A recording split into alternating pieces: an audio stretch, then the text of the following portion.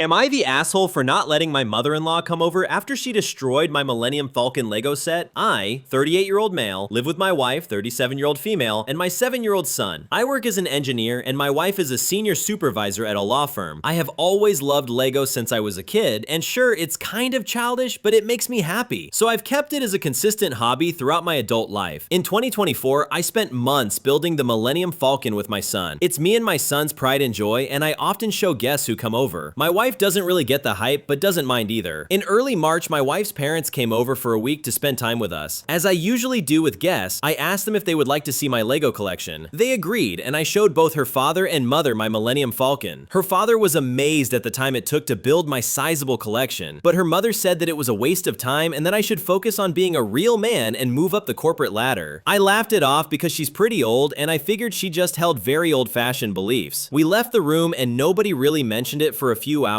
but at dinner, her mother said out of nowhere that I should give up on all this Lego quote-unquote nonsense and be a real man. We ignored this and moved on, but you could see in her expression that she was not happy. Nobody said anything about it for the rest of their stay, and all seemed well the morning they left. They left at 3 a.m. to catch a flight, and we waved them off. I went back to bed, but the next morning awoke to find my Millennium Falcon smashed to pieces with a note from my wife's mother calmly saying that this was for my own good, so that I can be a real man and focus on what matters. It turns out she had quietly destroyed it in the night and left in the morning. Me, and especially my son, were very upset. I called her in the morning, but she refused to apologize. I said that until she apologized, they would not be coming back again. My wife is not happy with my decision on this matter, and honestly, I'm starting to wonder if I overreacted. Did I go overboard, or am I in the right?